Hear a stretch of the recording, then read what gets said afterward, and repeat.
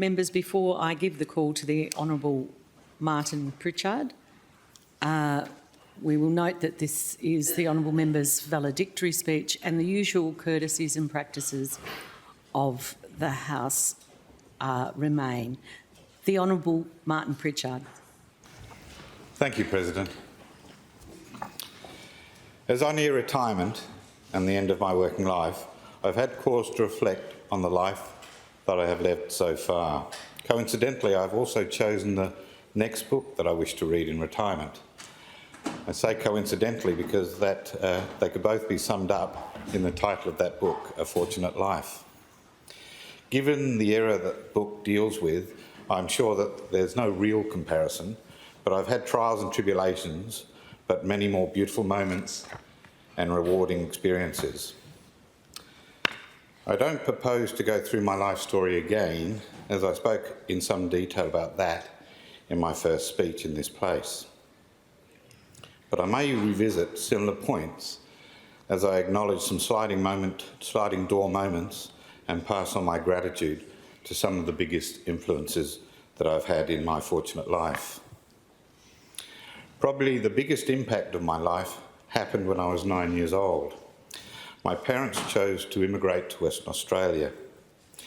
It probably was not the best thing for their marriage, as with many families of that era, they had to endure the loneliness of being isolated from their own extended families while establishing a new home for their children. Those challenges drove them to divorce, but I'm certain that they did present myself and my sisters a much better lifestyle and many more opportunities than we would have had in England. It was a pretty rough time for all.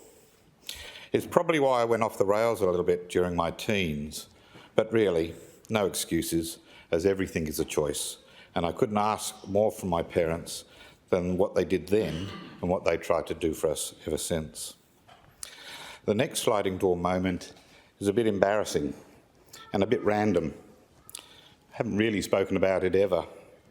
In my late teens, I was deliberately mean to a person that I cared about, with the sole purpose of getting out of a relationship. Even worse, I did it over the phone. Words cannot convey how embarrassed I still feel when I think of who I was at that moment. There were many reasons for doing it, but no real justification for the way in which I did it. And I think of it often as it was a point of time after which I made a conscious decision to do better, to be better. Since that time, I've never assumed that my point of view is the most important, or that I need to be mean to be firm. As the Premier has said on many occasions, it's good to be humble but not weak. I may not have always achieved my goal in doing better, but I'm always trying. I can truly say that I've never regretted one charitable act or kind gesture in my life so far, yet I have many regrets when I have fallen short. I want to take this opportunity to apologise to that person from my youth, even with the knowledge that she will never hear it. I can only hope that the many people that I have met since have felt more respect from me than what I displayed on that occasion. Probably the biggest influence on my life entered soon after. Next Friday is the 43rd anniversary of my marriage to my wife, Gina. Words fail me in trying to describe the love and support that Gina has given me through all of that time. She has built a wonderful home and contributed in so many ways to the life that we have together, whilst all the time allowing me to follow my passion for social justice. Now comes the big test, as she tries to continue to do that with me underfoot. I hope Gina remembers our pledge to be life partners, as she is the one person that, even after so many years together, I like to spend time with. Just as an aside, members know how many functions we get invited to. Just a small secret of mine that I can now share as I head towards retirement. I always preferred the invitations that said +1, as I always knew that I would have a good night and somebody very interesting to talk to. Gina has always carried the greater burden of making a home and raising our two beautiful children, Jessica and Danielle. I hope Gina will not mind, but I want to share with her the pride we both have on how they have turned out. Both are kind and resourceful, with a strong social conscience. Jess has followed me into the union movement, and Danny is an interpreter for the deaf. They both have found loving partners in Lucy and Callum and have families of their own. I am pleased to say that we are all close and they still like spending time together. From their union, Gina and I now have 4 grandchildren: Sophie, Juniper, Ella and Darcy. Anyone that knows me will know how absolutely smitten I am with these 4 wonderful little people. They are the reason why I am so pleased and content to move into the next phase of our lives. I hope to spend as much time as possible with them before they inevitably gain their own friends and interests. If we are lucky, as we have been with our own kids and their partners, they may still want to spend time with us. Getting back to the general theme of a fortunate life, there have been some losses along the way. The loss of my father-in-law, John, hit the whole family very hard, and I only hope that my mother-in-law, Nina, who's in the chamber today, continues to get meaning out of being the matriarch of our family. John was a gentleman in all senses of the word. I think it's true to say that he probably would have enjoyed the last 10 years of me being in Parliament even more than I have.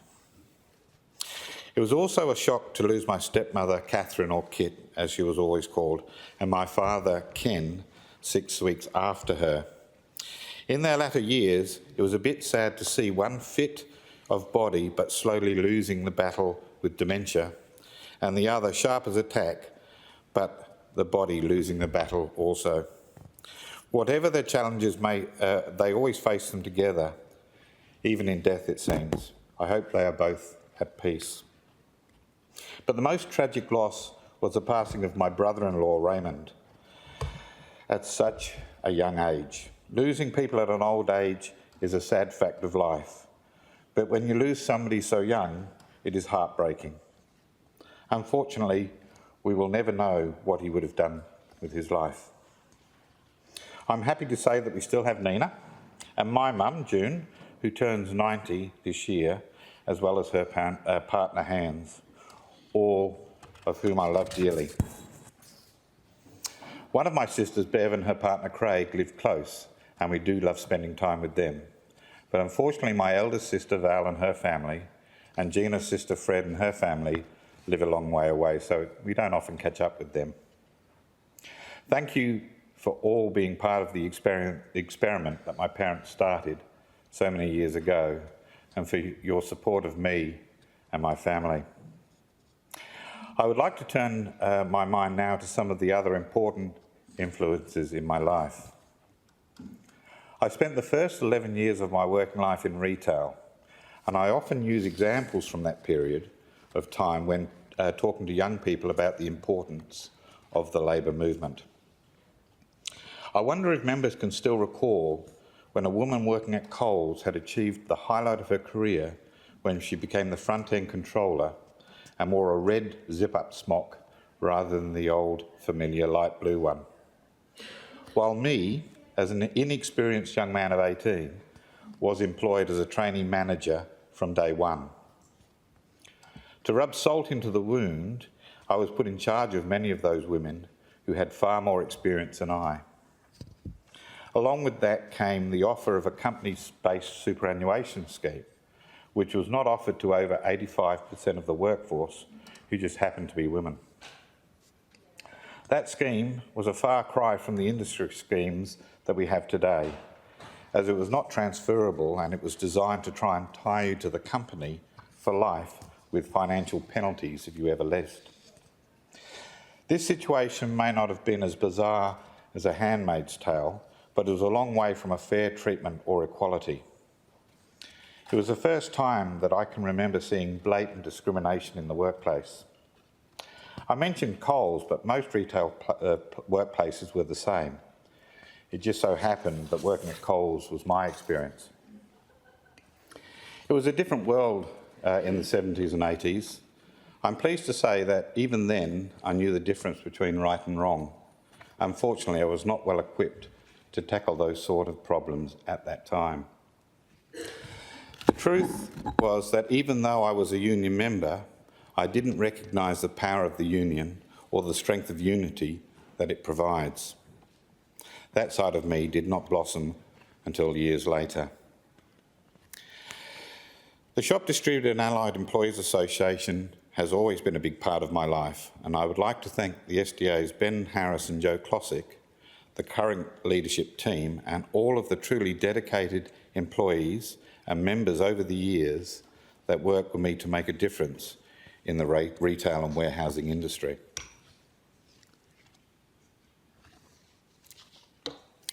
I would like to single out the Honourable Kate Doust, who recruited me many years ago and allowed me to give voice to the injustices around me. I originally joined the SDA in 1978 and have been a member almost all my working life. I was an SDA member initially working at Coles and then at Hearns for nearly 11 years. I also took on the role as store delegate for the last 4 of those years. I then became an SDA organiser for 6 years and then Assistant Secretary for a further 20 years. Since 2015, I have represented workers and the broader community in this place. There is not one part of that working history that I'm not immensely proud of. I, like the Honourable Sue Ellery, can't fathom how anyone can suggest that working for a union is anything other than real-life experience. Actually, it is the best type of experience for any political role in my view.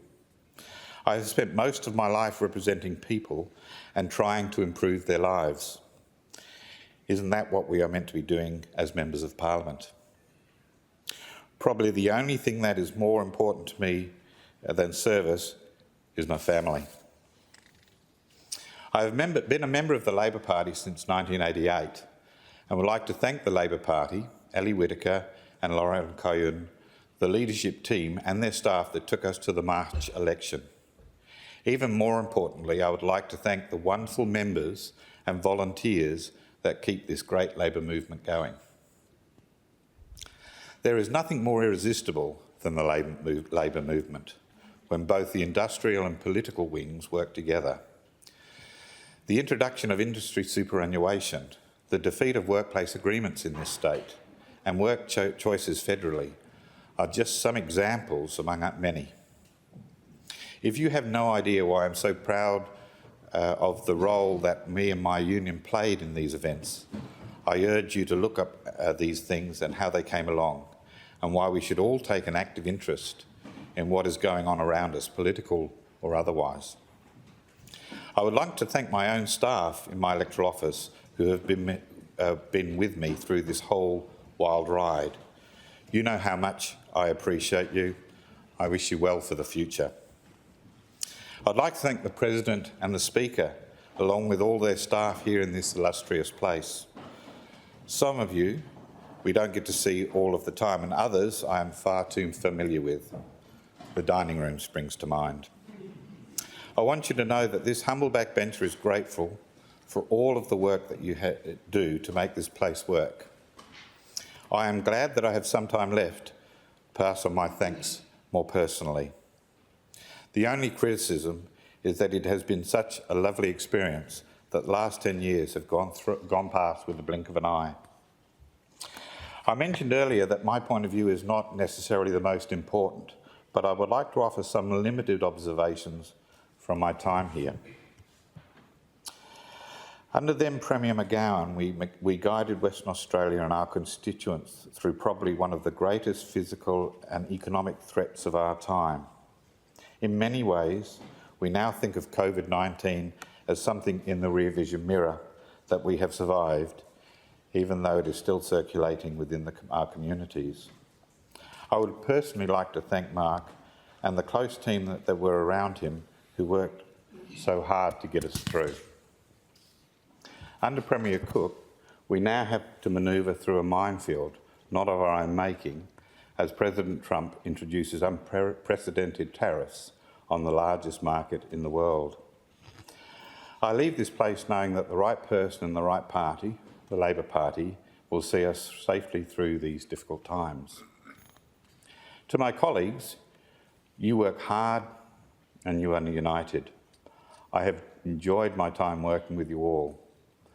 I'm truly amazed at the quality of the people that I am leaving behind, as well as those that are coming when I leave on the 21st of May.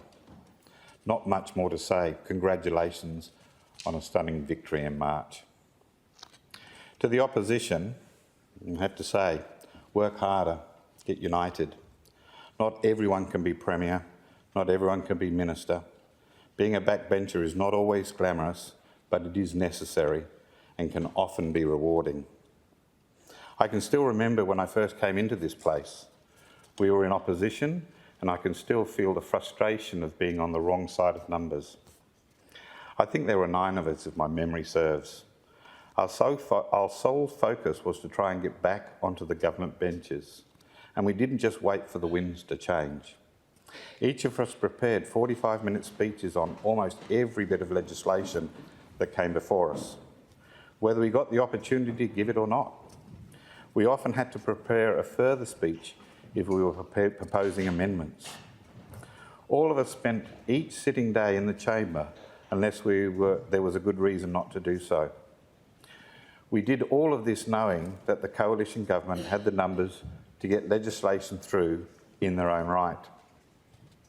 I don't know how much it contributed to the win in 2017, but it was a physical demonstration of the Labor Party's desire for success through being an effective opposition. Of course, I want the Labor Party to win in 2017, but I actually believe in our form of government, and for that reason, I hope the new opposition do better. To the crossbench, I'm not a big supporter of the crossbench holding the balance of power, and it's not because I worry about the diversity of opinion. I'm happy to accept the will of the people, even if I do have some reservations. The issue for me is that often individuals and very small parties are elected on a small band of commitments, and sometimes on a single issue. The electorate often have no idea how you're going to vote on the broad range of issues that may come before us in this place.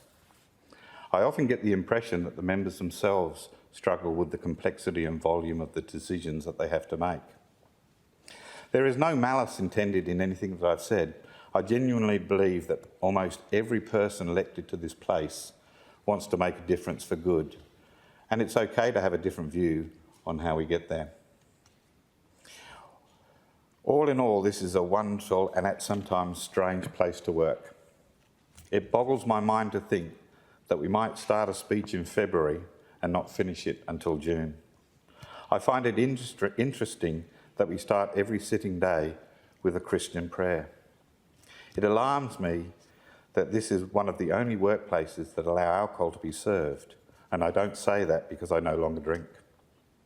To me, it is distressing that we still have late night sittings when the world is trying to move to work-life balance. But with all that said, and with all the pomp and ceremony, this place does work, and it deserves my reverence. We have had some good debates and passed some good legislation during my time here. The most bizarre for me was a disagreement that I had with then Honourable Helen Morton as to the correct classification of mushrooms during the bill to sell to Canning Vale markets. I still believe that mushrooms do not constitute a vegetable, but the numbers in this place at that time disagreed with me. Maybe the fact that it was 2 o'clock in the morning swayed arguments. I think the most iconic was a voluntary assisted dying bill. I can truly say that I started off with the view to vote against its introduction. I did as we're supposed to do and listened to the debate and spoke to stakeholders and constituents. Finally, I was swayed and finally supported its passing. Of course, members here know that most legislation, although scrutinised by this House, passes without much contention, but is not that newsworthy. So the last observation I wish to make concerns the media. I have spent the last 10 years trying to avoid reporters wherever possible. The reason being is the obvious bias in our local paper. What leads me to think this, you may ask? A good example comes from the West Australian newspaper on the 4th of April, which dedicated the whole front page to an article and a picture of the Prime Minister slipping. Did he hurt himself? No. Are there any suggestions he's too feeble to do the job? No. Did it stop him from doing the address? No. So why was the story front page news? There was even a double page spread and more photos inside the paper. It must have been a slow news day, or perhaps it was designed to try and embarrass and give a leg up to the opposition. Given the insatiable and constant appetite for content, I think the media often makes news rather than reports it. Having said that, it is still more accurate than the misinformation and rubbish you get on social media. So, I now think I may have been wrong all this time. Someone somewhere said that we live in interesting times. That is true now as it has ever been. Cost of living, domestic violence, the environment, equality, housing, war, pandemics, the list of issues is endless. There are many challenges out there for governments, families and individuals. If those challenges were easy to fix, they would have been. The truth is that many are hard and all you can do is your best. With all of my shortcomings, that is what I've always tried to do, my best. Thank you, President.